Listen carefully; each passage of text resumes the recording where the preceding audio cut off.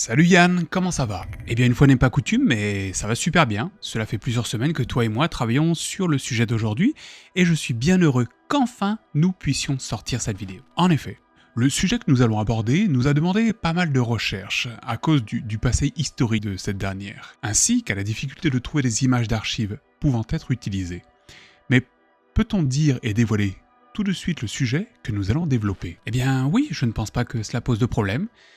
Le voyage que nous allons donc entamer aujourd'hui trouve sa source en Papouasie-Nouvelle-Guinée, endroit où est apparue une bien mystérieuse maladie.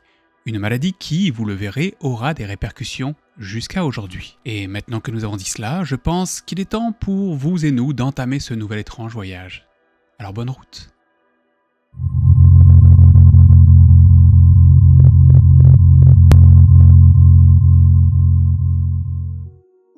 Au début du XXe siècle, personne ne savait qu'il existait des humains vivant dans les hauteurs de la Papouasie-Nouvelle-Guinée. C'est autour des années 1930 que les chercheurs d'or australiens partirent là-bas pour décrocher le gros loup. Et c'est là qu'ils ont réalisé qu'il existait dans les hauteurs du pays des milliers de villages.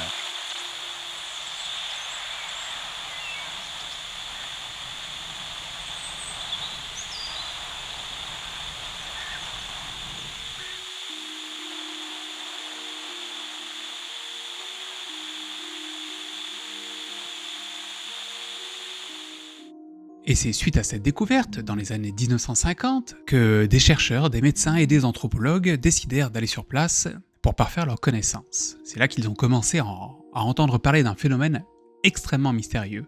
Un phénomène qui, aux yeux de la population locale, s'apparentait à de la sorcellerie. Maintenant, vous, homme blanc, vous pensez que le kourou est une maladie? Mais j'ai vu mon père le pratiquer. C'est de la sorcellerie. Je sais comment faire cette sorcellerie. Je peux vous faire trembler et tomber, comme vous l'avez déjà vu. Je peux faire cette sorcellerie. Je peux même le faire aujourd'hui. Je peux l'appliquer sur toi. J'ai vu mon père pratiquer cette sorcellerie et j'ai appris à le faire moi-même. C'est une des mauvaises choses que j'ai faites. Puis la sorcellerie s'est répandue dans le village. Elle s'est répandue partout. Il faut bien se rendre compte qu'en Papouasie, bien que ce pays soit officiellement chrétien, aujourd'hui, la sorcellerie fait partie intégrante de leur manière de vivre et de penser. Pour exemple, on vous a dégoté ce petit témoignage d'un policier local parlant de la sorcellerie. Et vous allez entendre qu'il explique que là-bas, la sorcellerie passe au-dessus des lois, au-dessus de toutes les autres croyances. Je suis policier et je travaille au département des homicides. Je suis là depuis 43 années. Nous nous disons chrétiens, mais en fait, nous ne faisons que le prétendre, car la sorcellerie existe encore. Lorsque les croyances sont fortes, alors c'est ça qui arrive. C'est vrai que la sorcellerie a été utilisée pour tuer des gens. Je peux le dire franchement, je crois en la sorcellerie. Dans la plupart des cas sur lesquels nous avons travaillé, le crime est camouflé au sein du village. Nous avons trouvé beaucoup de corps dans la rivière Asaro. Ils les mettent dans des sacs de 50 kilos, attachent leurs mains et leurs jambes et les jettent dedans, alors qu'ils sont encore en vie. C'est comme cela que certaines femmes meurent. Il y a beaucoup de cas comme ça. C'est pas un secret, tout le monde le sait.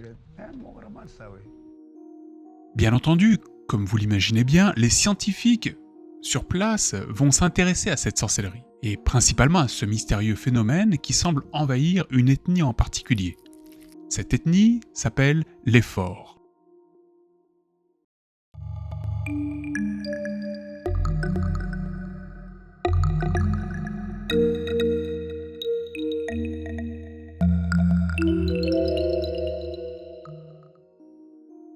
C'est à ce moment que vous et nous posons la question fatidique.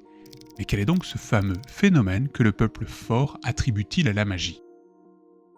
Eh bien, c'est exactement ce que nous allons voir de suite.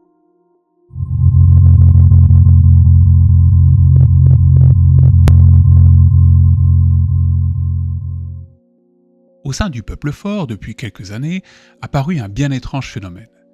Ce dernier, avant l'arrivée des scientifiques, était attribué à de la sorcellerie souvent employée dans les villages alentours. Puis un jour, il est un scientifique qui, à son arrivée en territoire fort, intrigué, demanda alors à voir, à observer le résultat de cette sorcellerie. Sorcellerie que la tribu fort appelle le kourou. Kourou a été observé seulement dans les montagnes des régions de l'est des hauteurs des territoires de la Nouvelle-Guinée du Sud et à l'est du mont Michael, ainsi qu'à 30 miles au sud-ouest de Kainantu, là où vivent les forts. Ces derniers, ainsi que les tribus avoisinantes, sont en paix depuis seulement 5 années, et les guerres entre tribus, les rituels, la sorcellerie ainsi que le cannibalisme, incluant le fait de se nourrir des personnes décédées, ont tous et toutes été encouragés à ne pas être perpétués par le gouvernement. Et voici à quoi ressemble ce fameux kourou.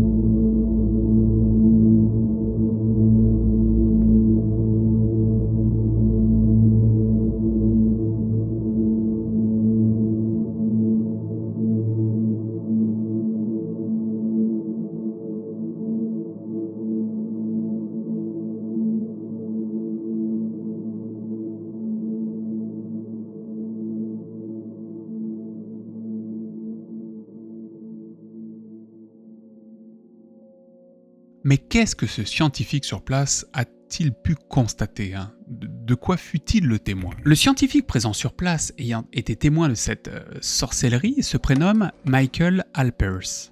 C'est lui, ici, alors qu'il était encore très jeune à l'époque de cette découverte.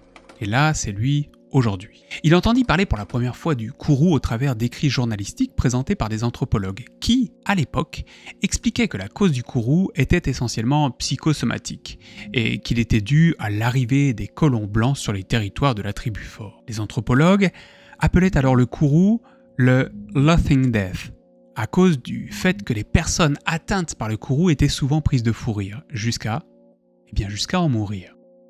L'expression Laughing Death, ou mort de rire, ou plutôt mort par le rire, provenait toutefois en premier lieu de la première personne ayant, au début des années 1950, décrit le kourou.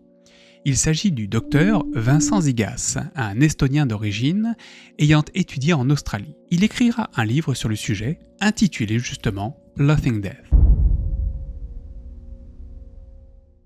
À Brisbane, dans le Queensland, le 25 mars à l'âge de 63 ans, Vincent Zigas, un docteur spécialiste en neurologie et virologie, fut le médecin qui révéla l'existence de cette maladie neurologique. Le kourou, plus connu sous le nom de la maladie du rire, parmi le peuple fort d'Okapa, dans les hauteurs de la Papouasie-Nouvelle-Guinée. Michael, australien d'origine, venait quant à lui de sortir de ses études de médecine, et alors qu'il était promu à une brillante carrière chez lui, décida de partir en Papouasie pour comprendre et voir de ses propres yeux à quoi ressemblait ce fameux kourou. Lorsque leurs jambes tremblent et qu'ils ne s'expriment plus correctement, alors nous savons qu'ils ont le kourou. Ils vont perdre l'équilibre et tomber. Cela leur est de plus en plus difficile de marcher, jusqu'à ce qu'éventuellement ils cessent de bouger.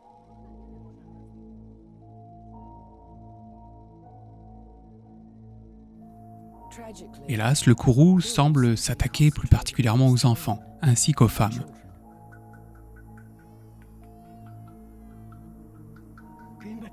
Vous ne pouvez imaginer à quel point ce kourou était terrible. Il tuait plein de jeunes garçons, des jeunes filles et des femmes. Tant de personnes en sont décédées. Seules quelques femmes ont survécu, dans tous les villages avoisinants. Même des jeunes enfants, encore dans les bras de leur mère, même eux parfois étaient pris de tremblements, puis mouraient. Les personnes atteintes de kourou seront prises de tremblements, de perte d'équilibre, auront de la difficulté à parler, sentiront des douleurs dans leur corps, auront des maux de tête et parfois seront pris de soubresauts étranges s'apparentant à des fous rires. Et c'est cela que vit Michael lorsqu'il fut confronté pour la première fois au kourou. Kourou qui, nous ne vous l'avons pas dit, mais signifie trembler de peur dans la langue fort. Le kourou est une sorcellerie qui fait peur, une sorcellerie qui fait trembler le corps, mais elle est aussi une sorcellerie que n'importe quel scientifique de ce monde aura le désir de chercher à comprendre.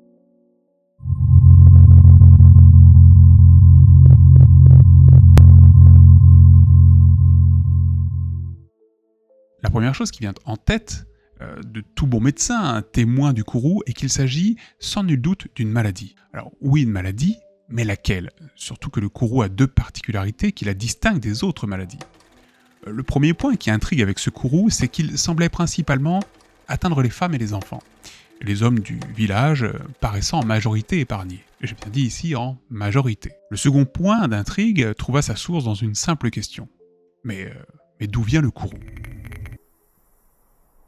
Michael savait qu'il faisait face à une toute nouvelle maladie, et après 3 mois sur le terrain, il n'avait aucune piste pour résoudre ce mystère qu'était le kourou.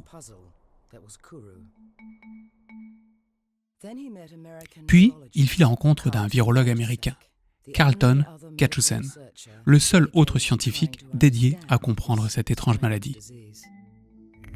Le docteur Alpers, étant totalement désarmé face à cette maladie dont il ne pouvait trouver la source, fit la rencontre d'un virologue, le professeur Daniel Carlton Gajdusek. Carlton avait de son côté travaillé sur cette maladie et en avait déduit que d'un côté le kourou était une maladie qui n'atteignait que les membres de la tribu fort, et de l'autre qu'il avait affaire à une toute nouvelle maladie. Une chose fut certaine aux yeux de Alpers et de Carlton. Le kourou n'était pas de la sorcellerie et n'avait rien à voir avec de la magie. Par contre, à leurs yeux, tout ce dont ils étaient les témoins avait à voir avec une maladie. Étrange, nouvelle, la maladie du tremblement de peur. Le plus gros indice qu'ils possédaient pour débuter leur recherche concernait un point en particulier. Le fait que les personnes les plus atteintes étaient les femmes et les enfants. Mais pourquoi? Pourquoi eux plus que les hommes? On a testé sur tous les animaux, des serpents aux ours, puis on les a observés 2, 3, 4, 6 mois. Résultat, rien. C'était quelque chose de nouveau. Je n'avais aucune idée de quoi il s'agissait, mais c'était nouveau. Après des semaines de tests, nos 2 scientifiques, accompagnés d'anthropologues et d'autres corps de médecins, en lien avec la recherche, en étaient certains. Non, le kourou ne se propageait pas, il n'était pas transmissible. En tout cas, pas transmissible de la manière dont on l'entendait à cette époque. Plus étrange encore, la maladie n'était ni un virus, ni une bactérie, ni même un champignon. En gros, elle n'était rien de ce que l'on connaissait à l'époque. Mais s'il n'est pas transmissible, alors d'où vient-il? C'est sur cette question que le mystère se posait. Quelle était la source de cette maladie qui se propageait plus dans une couche de la population et pas dans une autre? Et pourquoi elle ne touchait que la population fort? Carlton décida alors d'investiguer un des pans de la culture fort, un pan de la culture qui, à ses yeux, pourrait être la source du problème.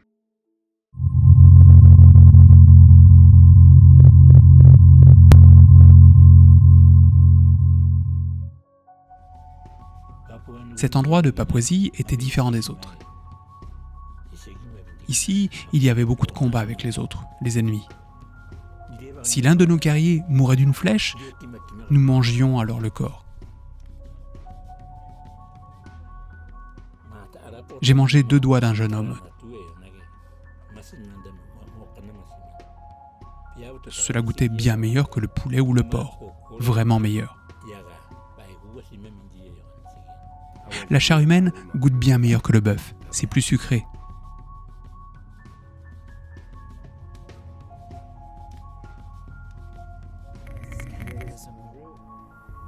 La viande humaine a un goût très sucré. La peau ne goûte pas si bon, mais la viande en dessous goûte très sucré.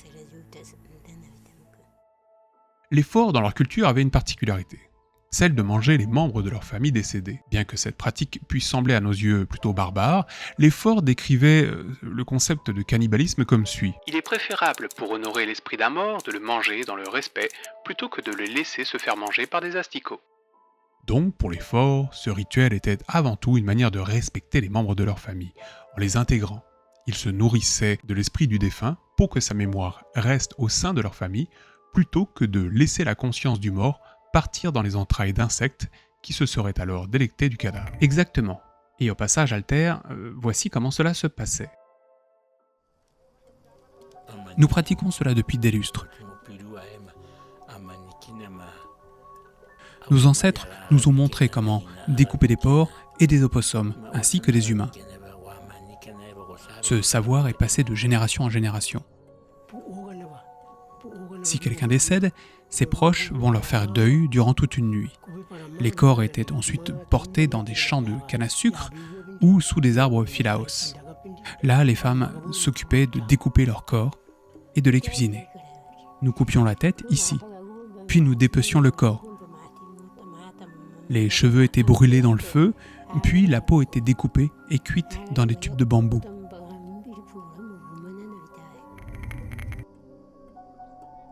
Le bas du corps était donné à la belle-sœur.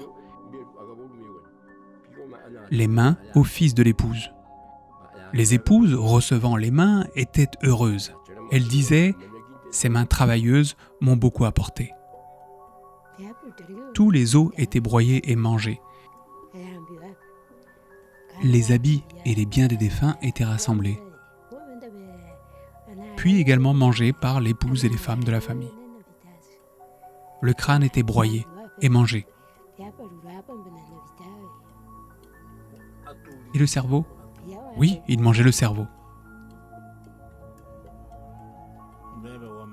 Très peu d'hommes mangeaient les cadavres. Les guerriers n'en mangeaient pas. Nous pensions que cela nous rendrait faibles lors des combats contre nos ennemis.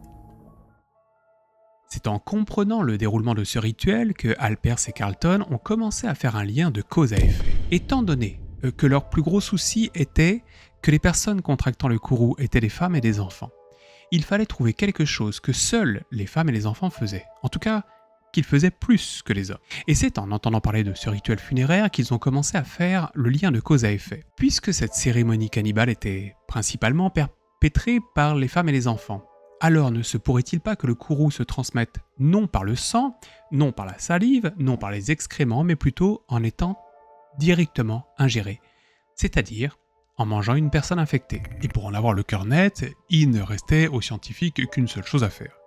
Vérifier si la transmission de la maladie se faisait bien via l'ingestion d'une personne contaminée. Le docteur Alpers donna alors une partie du cerveau d'un patient contaminé à des chimpanzés qui, quelques semaines plus tard, montrèrent tous les symptômes du kourou.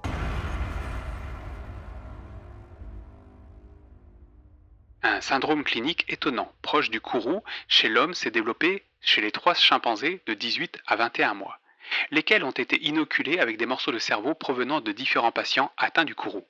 Ce syndrome fatal développe une ataxie progressive et confusion cognitive qui n'a jamais été observée en tant que maladie spontanée chez les singes et constitue ainsi la première indication convaincante de la transmissibilité d'une des maladies subaiguës ou chroniques du système nerveux central humain en cours d'investigation dans le cadre de notre programme. Désormais, ils en étaient certains, la maladie se transmettait via la cérémonie mortuaire pratiquée par les forts. Mais il restait encore des questions en suspens. Si le kourou n'était pas dû à un virus, une bactérie ou un parasite, ou un champignon, alors qu'était-ce ?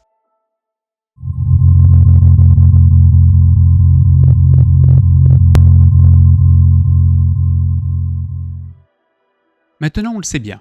Bien que nous n'en doutions que peu, mais le kourou n'est rien, ou plutôt le kourou n'est en rien le produit d'une quelconque sorcellerie.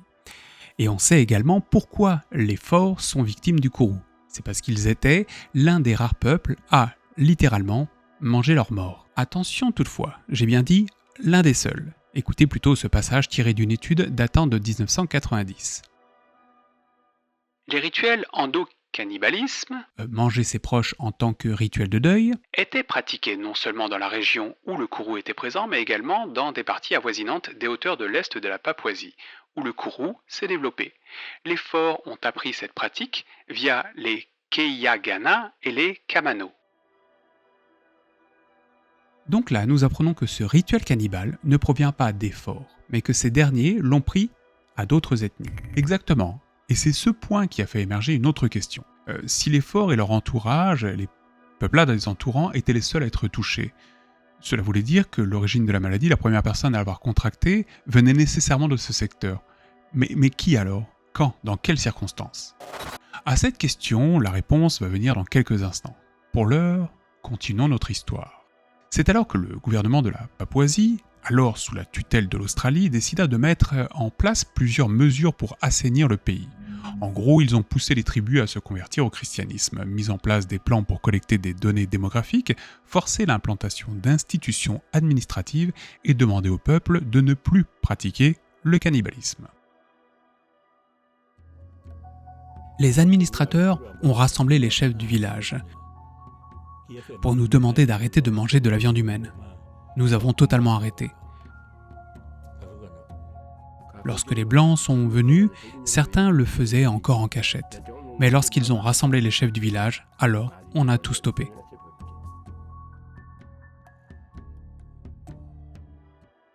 Suite à cette transformation sociale, le kourou, comme on peut le voir sur ce graphique, a été poussé à disparaître, ce qui renforça le lien et la certitude que cette maladie était essentiellement due au cannibalisme pratiqué chez les forts. Cette bonne nouvelle fut très bien accueillie, mais elle ne permettait toutefois pas de répondre à la question fatidique. Qu'est-ce que le kourou? Au regard des connaissances de l'époque, et pour comprendre ce qu'était le kourou, il n'y avait qu'une seule solution. Recouper les données pour voir si, dans notre monde dit moderne, il n'existait pas une maladie qui aurait pu être similaire au kourou. Et il en existait une, bien connue de nos jours, la maladie de Creutzfeldt-Jakob, que l'on retrouve également chez les bovins sous le nom de la maladie de la vache folle. Et s'il y a une chose que l'on a compris de cette maladie, c'est que cette dernière, dans certains cas, apparaît de manière spontanée. Le kourou et la maladie de Creutzfeldt-Jakob étaient du même genre. L'explication la plus probable, c'est que le kourou a débuté de la même manière que la maladie de Creutzfeldt-Jakob. Un individu est un jour survenu avec un changement spontané dans son cerveau et est hélas devenu, au sein de cette communauté, l'origine de cette terrible et vaste épidémie.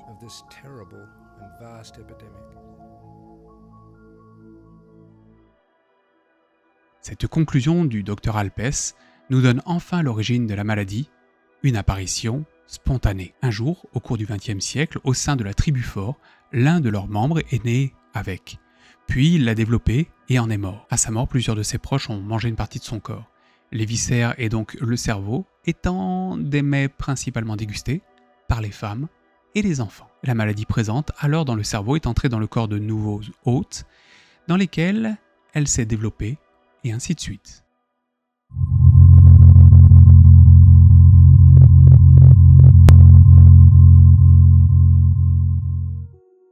Il reste en conclusion 2-3 points que nous souhaitons aborder. L'un de ces points concerne l'agent infectieux, passant d'un homme à un autre ayant permis le développement du kourou. On sait aujourd'hui qu'il s'agit du prion. Pour mieux comprendre ce qu'est le prion, écoutons le professeur Vincent Béringue, chercheur en virologie et immunologie moléculaire à l'INRA.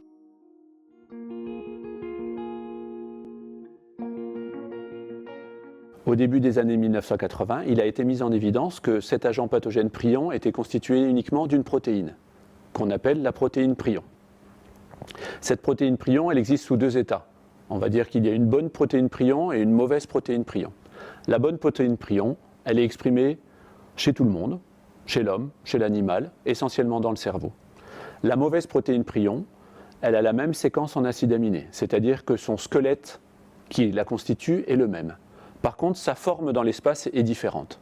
La protéine prion va avoir une forme qu'on va dessiner comme ceci. La protéine prion pathologique va avoir une forme complètement différente qui va lui donner des capacités assez extraordinaires de résistance. Elle ne sera plus éliminée par l'organisme. Elle sera capable de résister dans l'environnement. Et surtout, elle va être capable de se mettre en contact avec la forme normale de la protéine prion et d'induire son changement de conformation, son changement de structure, qui va faire que cette protéine qui était normale va devenir également pathologique. Les prions qui vont commencer à se répliquer vont convertir d'autres protéines prions normales, et on a un cercle vicieux qui se met en place et qui va à terme faire que la protéine prion sous sa forme pathologique va se déposer dans le cerveau et va être responsable de la neuropathologie qui est observée dans les maladies à prions, que ce soit chez l'homme ou chez l'animal. Le prion est encore aujourd'hui mal connu, mais c'est lui le coupable, la cause de cette sorcellerie qui a fait disparaître 2% de la population fort par année, de 1900 à 1950. Le kourou fut par ailleurs le plus grand cas de maladie à prion connu jusqu'à nos jours, puisque même le scandale de la maladie de la vache folle n'a pas fait, en proportion, autant de morts. Mais il est encore un point d'intrigue, une énigme dont on ne connaît pas encore la réponse. Michael était de retour en Papouasie-Nouvelle-Guinée, où un grand nombre d'adultes et d'adolescents continuaient à mourir, même 15 années après avoir stoppé le cannibalisme. Bien des années après l'interdiction de manger de la chair humaine, quelques cas de kourou faisaient ça et là leur apparition. 25 ans après l'arrêt du cannibalisme, presque 30 adultes mouraient encore chaque année du kourou. L'incubation de cette maladie était bien plus importante que tout ce que Michael avait imaginé.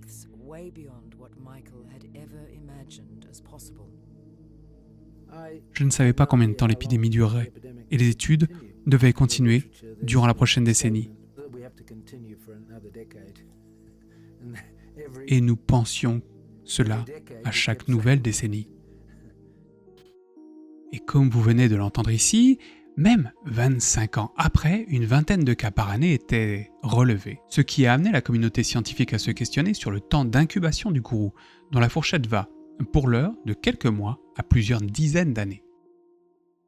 La fin du cannibalisme a mis un terme au kourou. Le dernier cas enregistré fut en 2005. Cependant, cela reste la première maladie décrivant la transmission d'une forme d'encéphalite spongiforme, dévoilant le mystère des maladies à prions. Vous l'aurez compris, le kourou, cette sorcellerie qui a intrigué la science et les scientifiques dans les années 1950, a été la première maladie à prions dont il a été démontré la transmissibilité par ingestion, excusez-moi pour le mot, par ingestion, ce qui fut une avancée majeure pour la science. Il reste désormais un tout dernier point que nous allons vous partager. Nous avons parlé dans cette vidéo du Dr Carlton, qui a beaucoup travaillé sur le cas du kourou. Ce dernier se fera même féliciter pour son travail en obtenant, écoutez ça bien, le prix Nobel en 1976.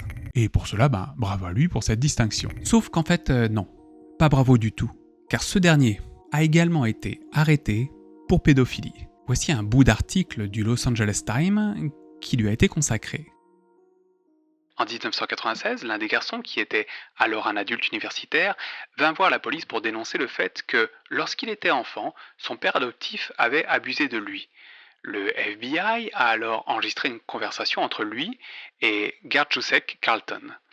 Conversation dans laquelle le docteur avoua qu'il était un pédophile et qu'il avait alors sexuellement abusé du garçon ainsi que de beaucoup d'autres habitants chez lui. Aujourd'hui décédé, Carlton passa quelques années en prison seulement. Cette pourriture, excusez-moi du mot, avait en fait adopté plusieurs enfants provenant de Micronésie ainsi que de la Papouasie-Nouvelle-Guinée, prétextant les ramener dans son pays pour leur offrir une meilleure vie. Voilà, il nous fallait souligner ce point car on ne peut pas donner de couronne de laurier à celui qui a agi ainsi malgré ses recherches et malgré son prix Nobel. Il n'y a pas d'excuse. Cette vidéo touche désormais à sa fin, merci de l'avoir suivi jusqu'au bout, on vous embrasse, comme d'habitude, si la vidéo vous a intéressé, partagez-la, le petit commentaire, le petit pouce patati patata, on connaît la gamique de YouTube, Merci en tout cas à vous tous et à vous toutes d'être là, allez ciao bye, on vous dit à la prochaine, ciao bye, prenez soin de vous et à la prochaine.